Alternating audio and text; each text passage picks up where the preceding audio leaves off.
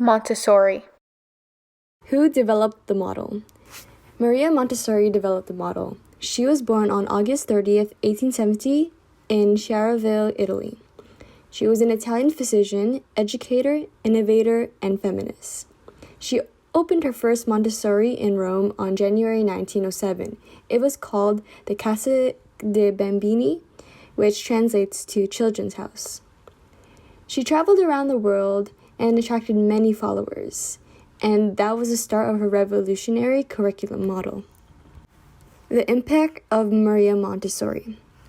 Although she was raised with a wealthy life, who had access to education, she still faced hardships in a male-dominated field.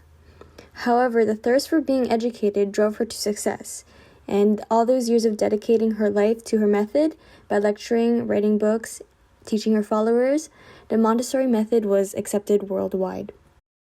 Core foundations and values. I would like to start off this slide by saying a quote by Maria Montessori. We discovered that education is not something which the teacher does, but that it is a natural process which develops spontaneously in the human being. It is not acquired by listening to words, but of experiences in which the child acts on his environment. We could apply her quote to the core foundations and values of the Montessori. 1. Movement and cognition are intertwined. 2. Learning and well-being are improved when people have a sense of control over their lives. 3. Individuals learn better when they are interested in what they are learning. 4. Tying intrinsic rewards to an activity, like money for reading or high grades for a test, negatively impacts motivation to engage in that activity when that reward is withdrawn. 5. Collaborative arrangements can be very conducive to learning. 6. Learning situated in meaningful contexts is often deeper and richer than learning in abstract contexts. 7. Particular forms of adult interaction are associated with more optimal child outcomes. And the last foundation, 8. Order in the environment is beneficial to children. In short, the 8 core foundations closely tie to the quote I have mentioned in the beginning of this slide. What theoretical framework is it built off of? Observation. To be able to observe children without preconceived ideas, so meaning that they do not form opinions on the child beforehand. Adults are able to learn what the child's needs are and how to help them. The adults are not to be overprotective, giving the children the opportunity to do what they want and to choose what interests them. The children are not assigned specific work and tasks. Independence. Helps to increase the self-confidence and self-esteem in a child. They are able to get a better understanding of things that interest them, and they are able to work on those tasks to further educate themselves. Correcting the child. Calmly reacting to mistakes the children make. For example, if a child spills a drink, we shouldn't get mad at them. Instead, we should help them recognize the mistake and guide them how to properly do the task. If the child sees that it has made the adult angry when the drink was spilled, the child may fear to pour a drink into a glass because they think the adult will react negatively again. Montessoris teach children that it is okay to make mistakes, and they use that as an opportunity for the child to learn. Absorbent minds. Children under the age of 3 do not have lessons being taught to them to learn certain skills and behaviors. They learn by what they see and absorb around them. That is why Montessori's way to make sure that the care center is always a positive experience for the child. What skills does the model focus on developing in a child? The 3 main skills the Montessori model focuses on is a sense of responsibility, dealing with separation, and social skills. A sense of responsibility, meaning that they learn to be responsible for the environment and materials around them. When they play with certain toys or objects, they're responsible to put those things back properly and make sure nothing broke. They're responsible to do their own tasks and not be dependent on a worker to choose their activity for them. They are responsible for their behavior and to keep track of their work and their special journals. Dealing with separation. Having the separation from the child helps minimize separation anxiety. So for the parents to be able to let go, not necessarily abandoning the child, but allowing them to gain the independence to get changed by themselves and to venture out at the playground without having a parent by their side. Social skills. The children are able to interact with each other. It's easier for them to make friends and develop those social skills at a care center. If a child does not attend these preschool programs, then they may become more reserved. How does the model view the child? Children are seen as good creatures in Montessori's programs with the primary goal of developing an adult.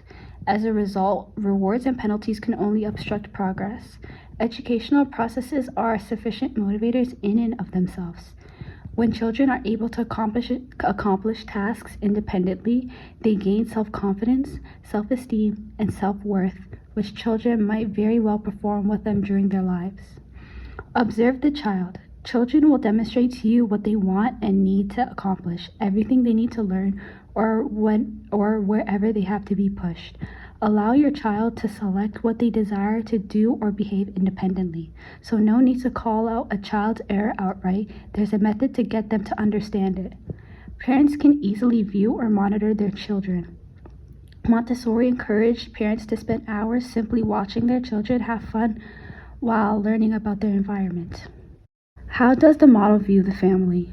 For children, the family is a special place. Parents are the major instructors of their children, not just during their developmental years, however, throughout their lives. Montessori pushes family members to become a member of a cooperative early education family and engage in events. These gatherings lay the basis for in exchanging insights as well as keeping parents informed about their child's activities and accomplishments. Parental engagement and possibilities given within a rich learning environment is encouraged. Such gatherings lay the basis for exchanging information and perspective, as well as allowing parents to stay informed about their children's activities and accomplishments. For children, the family is a special place. Parents are here to raise, support, and lead children, as well as to protect them from the ups and downs of life. They establish the groundwork for a healthy living society and environmental growth. To assist children develop into education and self-sufficient people, teachers and parents must work together and grasp one another's duties. Is this model recommended for children who have special needs? Why or why not? Maria Montessori was a very influential woman in many different aspects of education, with special education being one of them. Early on into her career, she dedicated herself to the study of children with mental deficiencies that, at the time, were called deficient. She concluded that the deficient children were not the result of medical problem, but rather it was actually a pedagogical one. It was from this perspective that she began to develop the Montessori method, having the intention to teach children life skills, social skills, and academic skills using hands-on material and practicing real-life activities. By learning at their own pace, children would be independent and encouraged to develop a love for learning. Since we now know and understand the philosophy behind this, we know that the Montessori method could really be designed for everyone actually. In regards to whether it is really recommended for children with special needs, we need to understand that children with learning difficulties and special needs have unique needs that traditional education systems may not complement. Montessori education, on the other hand, is structured in a way of making sure that their educational plans are developed around students' abilities and challenges, becoming a great environment for students with special needs and allowing them to typically excel.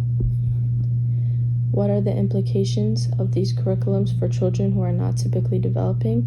The implications for this curriculum includes opportunities for students who are facing developmental challenges to be in an environment that is typically designed for them specially. It is shown that children who aren't typically developing find that the multisensory interactive environment which is created by the Montessori method tends to be a well-fit setting for learning.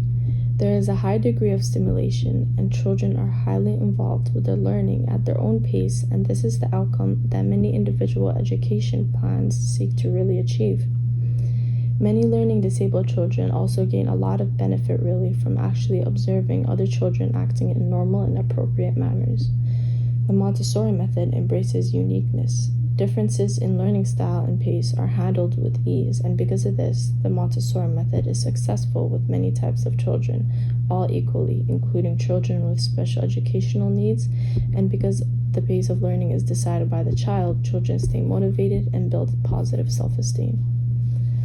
What challenges could be faced?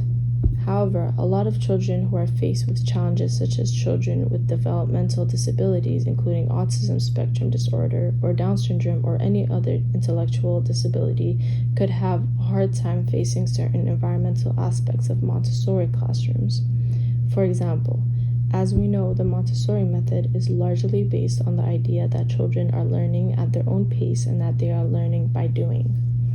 This includes the social aspects of approaching children rather than sitting in a rigid structuralized setting and relying solely on the teacher.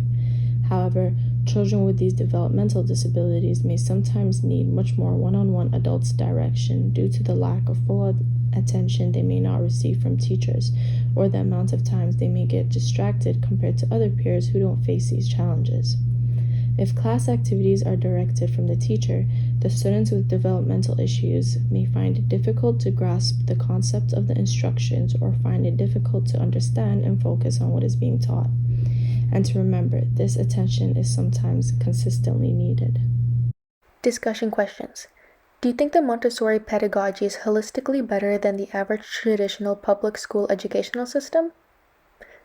Do you believe a Montessori environment/setting may have an effect on a child's life at home?